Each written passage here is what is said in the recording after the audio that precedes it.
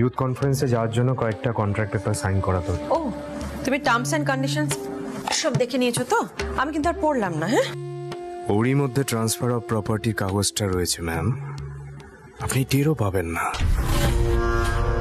কন্ট্রাক্টের কাগজের কপি ভেবে সই করে দেবেন, আর তখনই বসু মল্লিকদের উদ্দেশ্য সফল হবে।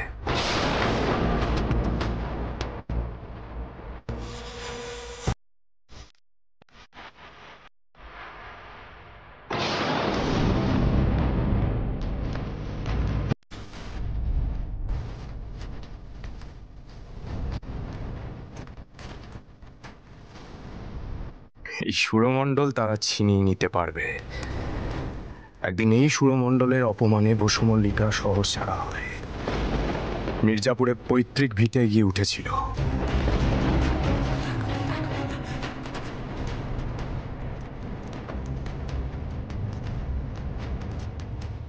আমি মোল্লার বসু মল্লিক, আমার দাদুর হয়ে সেই দিনের বদলা আজ নেব।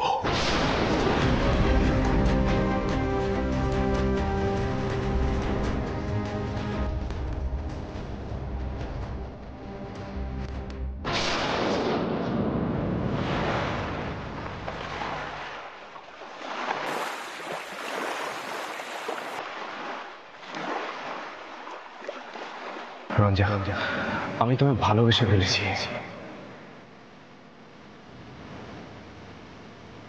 তুই মেনে নেবে আমাকে? এভাবে বললে কি আর না বলা যায়? সবকিছু খুব তাড়াতাড়ি ঘটে যাচ্ছে। এত তাড়াতাড়ি মোল্লারকে মেনে নিলাম, সেটা ঠিক হলো তো? কিন্তু আহিরও তো আমাকে এত দূরে সরিয়ে দিয়েছে যে আমি আর কোনোভাবেই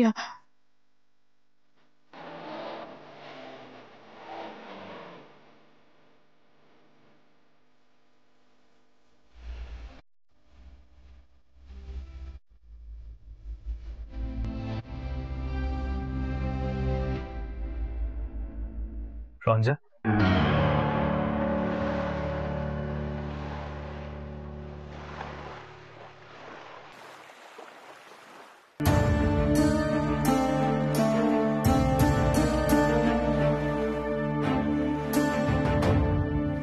রঞ্জা, তোমার একটা কথা জিজ্ঞেস করবো, তার সরাসরি উত্তর দেবে? আমাকে কি কথা বলো তো? রঞ্জা, তোমার আর মোল্লারের মধ্যে কি কোনো আন্ডারস্ট্যান্ডিং হয়েছে?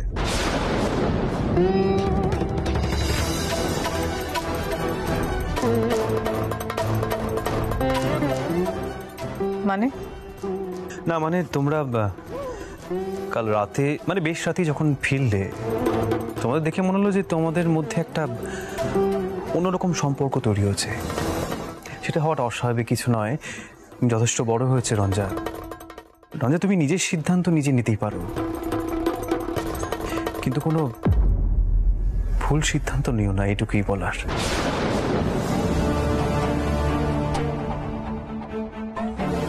আর রঞ্জা, মোল্লার কি চায় পারলে সেটাও একবার ওর থেকে জেনে নিও কিন্তু। এক মিনিট আহির, তুমি ঠিক কোন অধিকারে আমাকে এই জ্ঞানগুলো দিচ্ছ? না মানে আমাদের মধ্যে কি সম্পর্ক আছে আহির, যার জন্য তুমি আমার ব্যক্তিগত জীবনের ব্যাপারে এত কিছু জানতে চাইছো?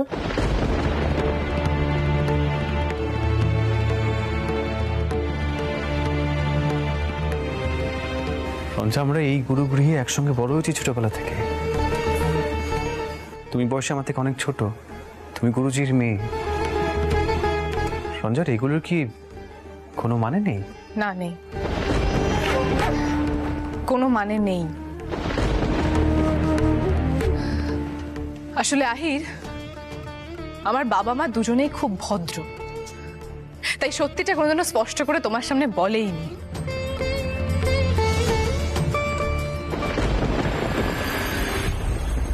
আহির, তুমি এ বাড়ির আশ্রিত।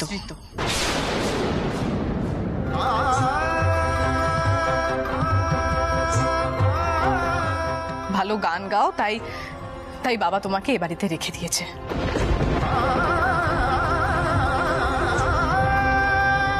কিন্তু তুমি যে কতটা অকৃতজ্ঞ তার প্রমাণও তুমি আমাদেরকে দিয়েছো।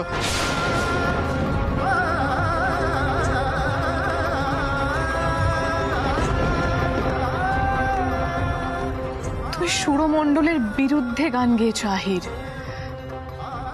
আর এখন আমার কোনটাতে ভালো হবে কি হবে না, আমি ঠকলাম কি ঠকলাম না, সেসব নিয়ে চিন্তা করাটা তোমাকে মানায় না। তুমি খুব ভালো করে জানো রঞ্জা, আমি শুধুমাত্র গুরুজির আদেশে সুরমণ্ডলের বিরুদ্ধে যেতে বাধ্য হয়েছিলাম।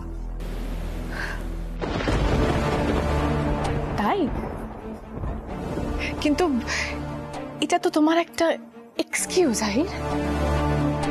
আসলে তুমি কোনোদিনও চাওনি যে মল্লার সুরমণ্ডলকে জেতাক, তুমি সেটা সহ্য করতে পারোনি। তাই বাবার কথার ছুতো ধরে তুমি স্টেজে উঠে নিজের গলার রেঞ্জটা সকলকে বোঝালে। আচ্ছা আহির, আমি যতদূর জানতাম তুমি তো প্রচার পছন্দ করতে না, সবার সামনে নিজেকে জাহির করা পছন্দ করতে না, তাহলে তাহলে সেগুলো সব নাটক ছিল, তাই না?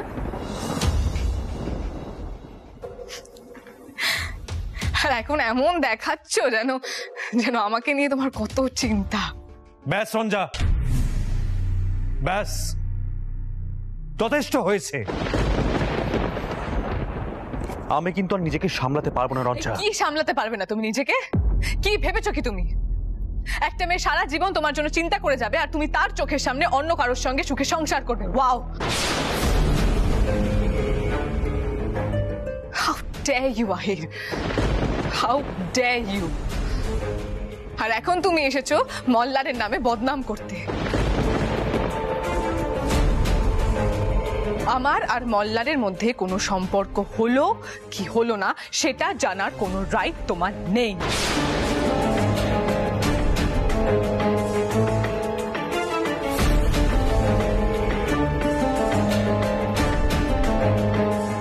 ছোট ম্যাডাম,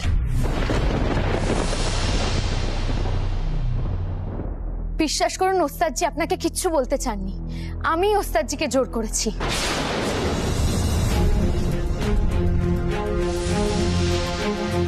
মল্লার বাবু ভালো লোক নন, আপনি মানুন চাই না মানুন, উনি শুধু ক্ষতিই করতে পারেন। তোমার ইন্টেনশনটা না মল্লার বুঝে গেছিল। তুমি যে প্রপার্টির ফাইলটা চুরি করতে গেছিলে সেটা মল্লার ধরে ফেলেছিল, আর তাই তুমি ওর উপর এতটা রেগে আছো, তাই না পিলু?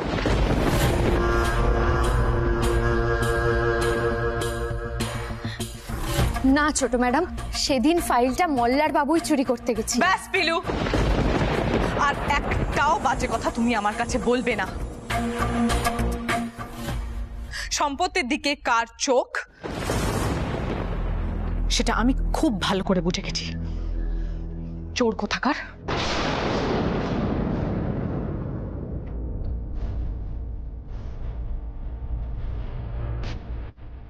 আপনি ভুল করছেন ছোট ম্যাডাম, ফাইলটা কিন্তু আমি চুরি করতে যাইনি। ব্যাস পিলু, ব্যাস।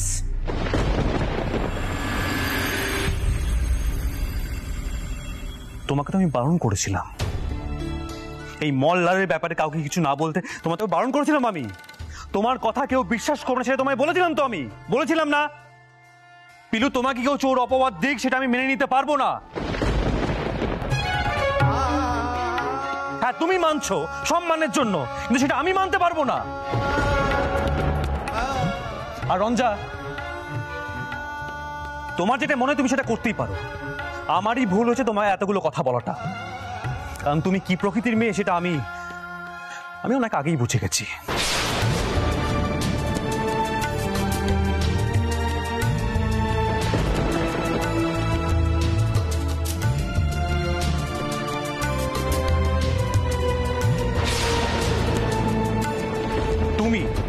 তুমি আমাকে আটক করে রেখেছিলে, আমি যেন যুগলবন্দি প্রতিযোগিতায় অংশগ্রহণ করতে না পারি, তুমি করেছিলে না?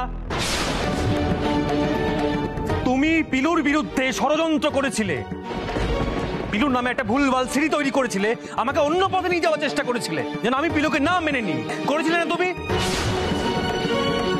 আজ এই মুখে তুমি এত বড় বড় কথাগুলো বলছো কি করে? কারণ তোমার জীবনটাই তো পুরো মিথ্যায় ভরা।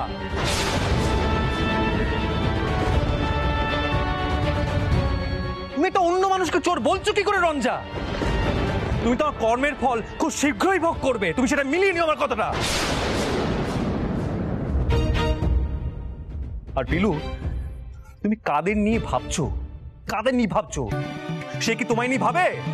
ভাবে না তো, কেন করছো এইসব? চলো এখান থেকে, এসো। ওস্তাদজি, এখন রাগারাগি করার সময় নয়। ছোট ম্যাডাম, আপনি আমাকে যাই ভাবুন, চোর ডাকাত গায়ে পড়া যা খুশি তাই ভাবুন, আমি আবারও বলবো মল্লার বাবু কিন্তু ভালো লোক নন। খুব সাবধান। কেউ এতটা নির্লজ্জ হতে পারে পিলু? পিলু, তুমি যদি আর একটা কথা বলো, আমি এক্ষুনি এই মুহূর্তে এই বাড়ি ছেড়ে চলে যাব। চলো ওখান থেকে পিলু, চলো বলছি।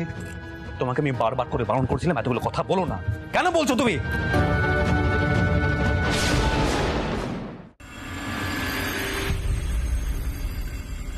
রঞ্জা, কি হচ্ছে? এত চেঁচামেচি কিসের? তুমি দেখলে? তুমি আহির আর পিলুর অডাসিটিটা দেখলে? ওরা আমাকে বললো তুমি নাকি বাজে ছেলে, আর তোমার থেকে আমাকে সাবধান থাকতে। কি? ও নো, তার মানে ওরা আন্দাজ করে ফেলেছে আমাদের মধ্যে একটা সম্পর্ক তৈরি হয়েছে এবং আমি তোমাকে বিয়ে করতে চাই। সর্বনাশ। সর্বনাশ কেন? কিসের সর্বনাশ? আমি তো তোমাকেই বিয়ে করব। রঞ্জা, তুমি বুঝতে পারছো না, পিলু আমাদের বিয়ে হতে দেবে না। বোধহয় ও তোমার সুখটা নিজের চোখে দেখতে পারবে না। ও আর আহিল মিলে গুরুজির কাছে গিয়ে আমার নামে বদনাম করবে। আর তুমি তো জানোই গুরুজি আমাকে পছন্দ করেন না। তাতে কি যায় আসে মল্লার? আমি মায়ের সঙ্গে কথা বলবো। রঞ্জা, রিচুলা ম্যামকে আমি চিনে গেছি।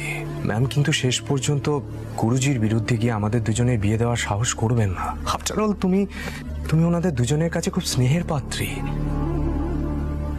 গুরুজি বেঁকে বসলে ম্যাম কি করবেন বলো? তাছাড়া সুরমণ্ডলে একটা সামাজিক প্রতিষ্ঠা আছে, এটা কেউ মেনে নেবে না যে ছেলেটাকে পণ্ডিত আদিত্য নারায়ণ মেনে নেননি, তাকে মেনে নিয়ে রিজুলা ম্যাম ধুমধাম করে বিয়ে দিচ্ছে। এটা হয় না, জাস্ট হয় না রঞ্জা। তাহলে একটা উপায় আছে, চলো আমরা দুজনে রেজিস্ট্রি করে নিই।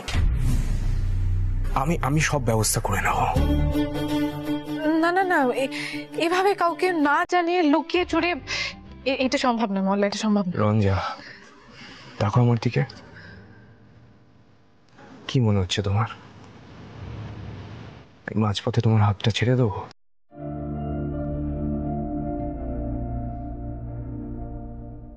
না মল্লার, আমি জানি তুমি মাঝপথে আমার হাত ছাড়বে না, কিন্তু তাহলে কোনো কিন্তু টিন্তু নয়, আমার উপর ভরসা রাখো।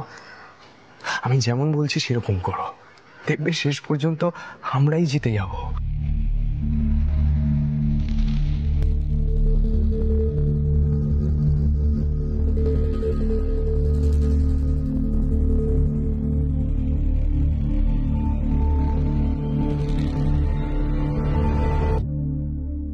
জিততে তো হবেই আমাকে।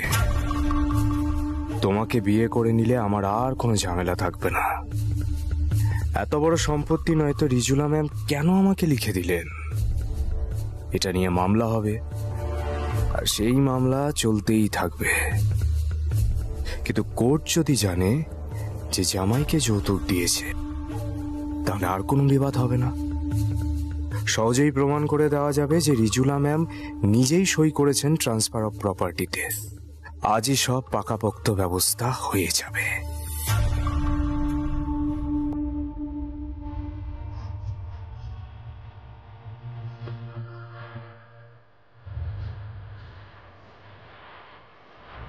রঞ্জা, আমার উপর বিশ্বাস রেখে দেখো, ঠকবে না।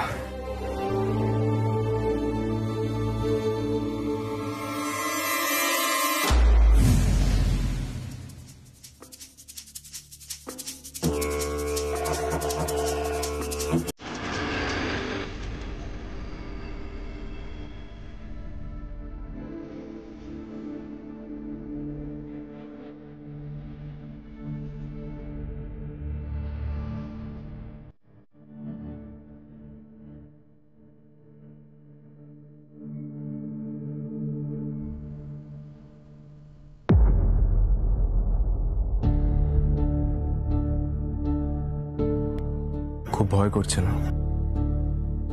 অস্বস্তি হচ্ছে? বিশ্বাস করো, এটাই বেস্ট উপায়। আমি না পিলুকে একেবারে বিশ্বাস করতে পারি না। ও যা খুশি বলতে পারে তোমার বাবাকে, আর গুরুজি পিলুর কথাই বিশ্বাস করবে, এটা তো মানবে? হ্যাঁ, আমি মানি, কিন্তু একবার মাকে বলে এলে ভালো হতো না রেজিস্ট্রিটা করার আগে? বলবে তো, ফিরে গিয়ে জানিয়ে দেবে তুমি। চিন্তা করো না রঞ্জা, ম্যাম অখুশি হবেন না। উনি আমাকে খুব পছন্দ করেন। হ্যাঁ, তা করেন, কিন্তু রঞ্জা, তুমি আমার সঙ্গে বাকি জীবনটা কাটাতে চাও তো? প্লিজ আগে সেটা ভেবে নাও। দেখো, আমি খুব অল্প সময়ের মধ্যে সমস্ত কিছু অ্যারেঞ্জমেন্ট করেছি যাতে আমাদের বিয়েটা নির্বিঘ্নে হতে পারে। দেখো, আমি খুব ভদ্র পরিবারের ছেলে, আমি খুব ভালো রাখবো তোমাকে। আমি চাই না কোনো কোনো বাজে একটা কারণের জন্য আমাদের বিয়েতে কোনো বাধা আসুক, ব্যাস এটুকুই। হ্যাঁ, তুমি যদি মনে করো যে আমি তোমাকে ঠকাচ্ছি, পিলু সবসময় যেটা ভেবে থাকে, তাহলে আমি বলবো যে এখানেই সবকিছু শেষ করি।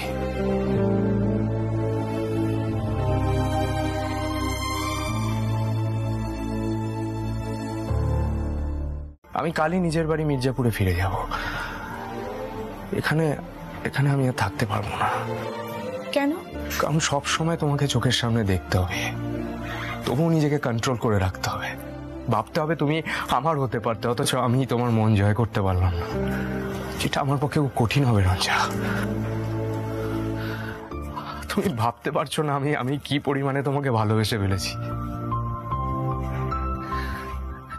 আমার ভয় করছে যে আমি তোমাকে হারিয়ে ফেলছি।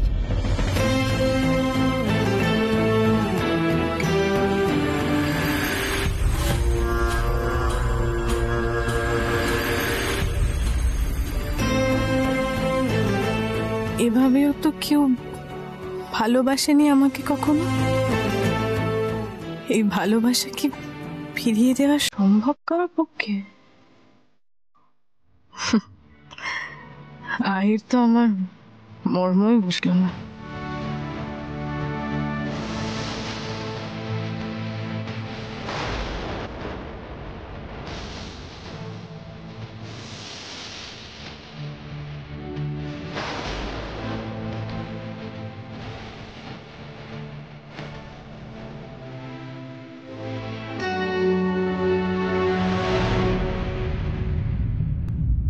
চলো।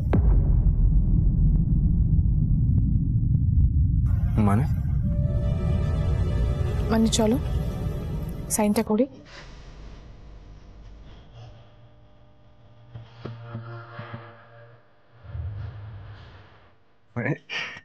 তুমি শিওর তো?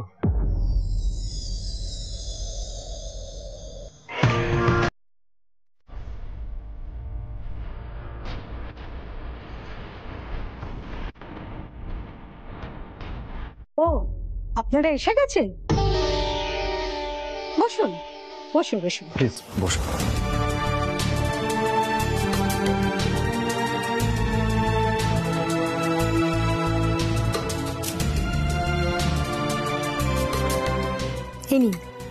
এই পেপারটা দুটো জায়গায় সাইন করে দিন। ফার্স্ট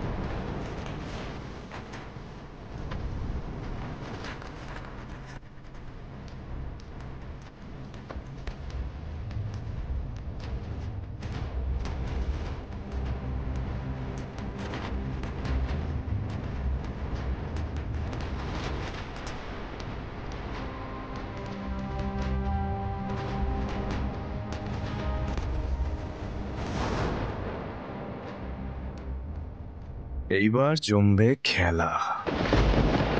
এই খেলাটা আরম্ভ করেছিল সুরমণ্ডল, শেষ করবে বসু মল্লিকরা।